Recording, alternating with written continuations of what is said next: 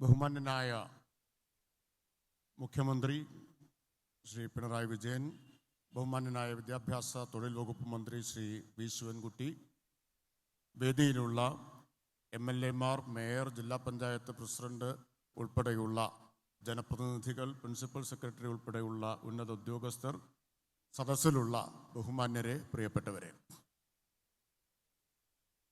കേരളത്തിലാകെ 1034 തദ്ദേശ സ്ഥാപനങ്ങളിലും സംഘടിപ്പിക്കുന്ന വികസന സദസ്സുകളുടെ ഉദ്ഘാടനം തിരുവനന്തപുരം കോർപ്പറേഷൻ്റെ വികസന സദസ്സിലൂടെ ബഹുമാനപ്പെട്ട മുഖ്യമന്ത്രി ഇവിടെ നിർവഹിക്കുകയാണ്. ഒരു നീണ്ട അധ്യക്ഷ പ്രസംഗത്തിന് ഞാൻ മുതിരുന്നില്ല.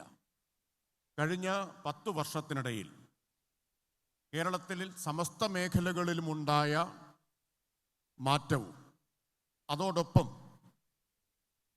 വിശേഷിച്ച് പ്രാദേശിക ഭരണരംഗത്ത് തദ്ദേശ സ്ഥാപനങ്ങളുടെ പ്രവർത്തനങ്ങളിൽ ഉണ്ടായ മാറ്റവും ചർച്ച ചെയ്യുന്നതിനും ആ ചർച്ചയുടെ അടിസ്ഥാനത്തിൽ അടുത്ത 5 വർഷത്തേക്ക് കേരളത്തിലെ പ്രാദേശിക ഭരണവും തദ്ദേശ സ്ഥാപനങ്ങളും ഏറ്റെടുക്കേണ്ട കർമ്മപദ്ധതി എന്താണ് എന്ന് ആലോചിക്കുന്നതിനുമുള്ള വേദിയാണ് ഈ വികസന സദസ്സ്.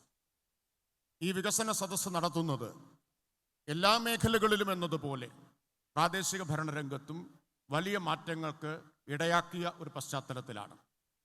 അധികാര വികേന്ദ്രീകരണത്തോടുള്ള സംസ്ഥാന സർക്കാരിൻ്റെ പ്രതിബദ്ധത ആവർത്തിച്ച് വ്യക്തമാക്കിക്കൊണ്ടാണ് കടുത്ത സാമ്പത്തിക ഞെരുക്കത്തിനിടയിലും കേരളത്തിനുമേൽ കേന്ദ്രം അടിച്ചേൽപ്പിച്ച സാമ്പത്തിക ഞെരുക്കത്തിനിടയിലും 2016 ഒന്നാം പിണറായി ഗവൺമെൻറ് അധികാരത്തിൽ വരുമ്പോൾ തദ്ദേശ സ്ഥാപനങ്ങൾക്കുള്ള വിഹിതം, വികസന ഫണ്ടിൻ്റെ വിഹിതം 22.92% 24-25 അത് 28.35% ഉയർന്നിരിക്കുന്നത്.